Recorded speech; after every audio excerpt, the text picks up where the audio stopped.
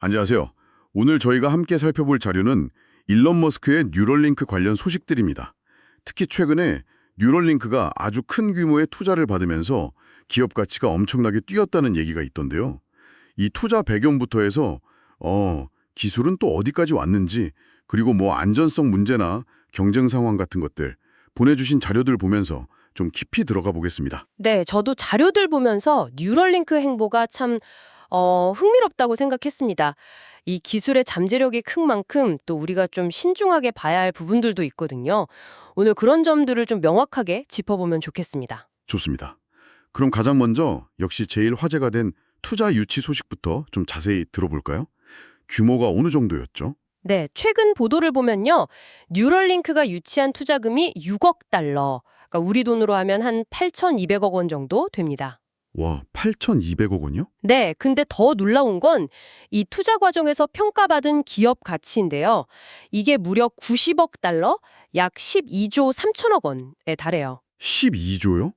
그게 어느 정도 수준인가요? 예전이랑 비교하면? 이게 정말 엄청난 게 작년 말, 그러니까 2023년 말 기준으로 보면 피치북 데이터로는 35억 달러였거든요. 네.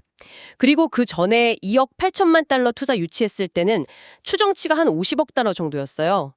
그러니까 불과 1년 남짓한 사이에 기업 가치가 뭐 거의 2배 이상 뛴 거죠. 야, 사실 지난 4월에 목표로 했던 게 5억 달러 유치에 85억 달러 가치 평가였는데 그것마저 넘어선 결과입니다. 아니, 1년 만에 가치가 이렇게나 뛰었다는 건 글쎄요, 이게 단순히 기술에 대한 기대감 때문만일까요?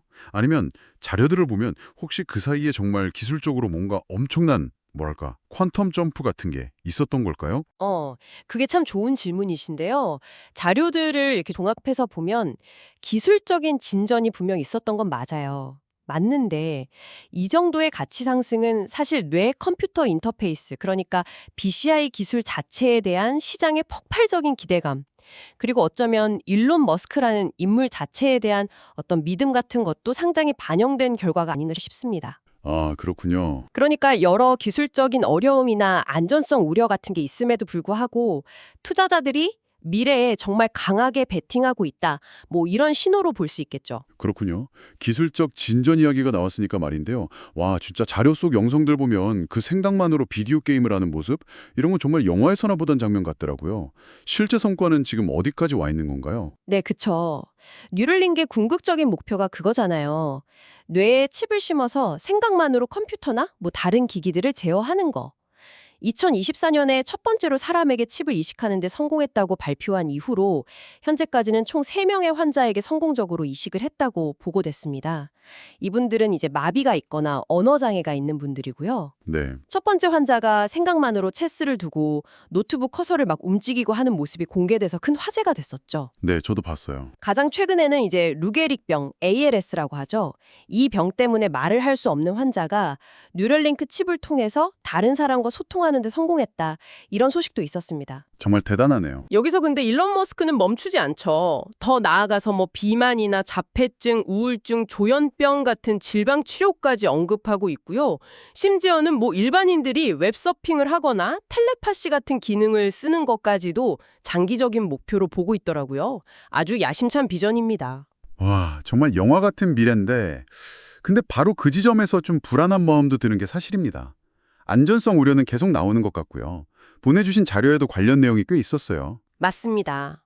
안전성 문제가 이 BCI 기술에서는 어떻게 보면 가장 큰 허들일 수 있습니다. 미국 FDA도 처음에는 안전성 문제를 들어서 뉴럴링크의 임상시험 신청을 승인하지 않았었잖아요. 아, 그랬었죠? 네, 나중에 이제 자료를 보완해서 승인을 받긴 했지만요.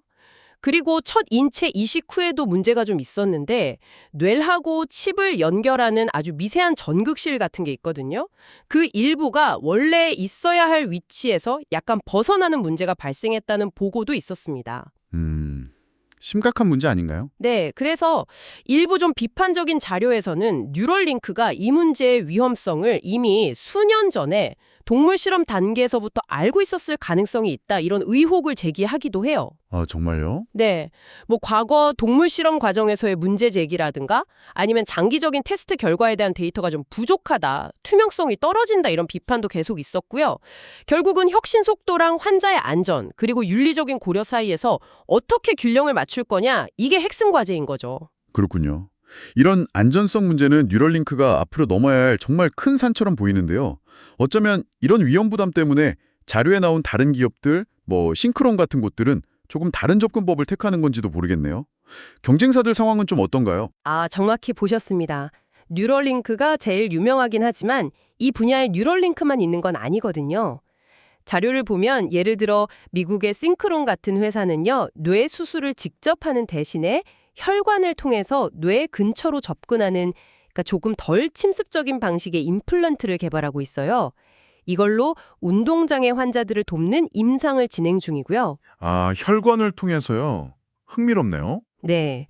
그리고 유럽 쪽으로 가보면 스위스의 마인드메이즈라는 회사는 가상현실 VR 기술이랑 신경과학을 합쳐서 뇌졸중 환자 같은 분들의 재활 치료에 좀 집중하고 있고요. 영국의 바이오셀스는 인공지능 AI를 활용해서 신경 데이터를 분석하고 이걸로 만성질환 치료법을 찾는 데 주력합니다. 또 다른 영국 회사인 뉴러블은 아예 뇌수술이 필요 없는 그냥 머리에 쓰는 헤드셋 형태의 비침습적 BCI 기술을 개발하고 있죠. 그렇군요. 정말 다양한 접근 방식이 있네요. 네, 맞아요. 이렇게 경쟁사들을 보면 뉴럴링크보다는 좀 덜 침습적인 방법을 쓰거나 아니면 특정 질병 치료 같은 명확한 의료적인 목표에 더 집중하는 그런 경향을 보이는 것 같습니다. 오늘 뉴럴링크 관련 자료들을 통해서 정말 인상적인 투자 유치 소식부터 기술 발전이 어디까지 왔는지, 또 그 이면에 있는 안전성 문제들, 그리고 다양한 경쟁 환경까지 쭉 한번 살펴봤습니다. 네, 뉴럴링크의 이 높은 기업 가치는 분명 BCI라는 혁신 기술에 대한 시장의 아주 뜨거운 기대를 보여주는 건 확실합니다. 하지만 동시에 계속 제기되는 이런 안전성 문제들, 또 규제 당국의 기준을 잘 지키는 것, 그리고 사회적인 신뢰를 어떻게 쌓아갈 것인지 이런 부분들이 앞으로의 성공에 결정적인 영향을 미칠 거라고 봅니다. 결국 기술적인 성취와 또 책임감 있는 개발 사이에서 어떻게 균형을 잘 잡아나갈지 이걸 계속 지켜보는 게 중요하겠습니다. 네, 오늘 분석이 뉴럴링크라는 기업과 이 기술을 이해하시는데 청취자 여러분께 유용한 정보가 되었기를 바랍니다. 오늘 말씀 감사합니다. 네, 감사합니다.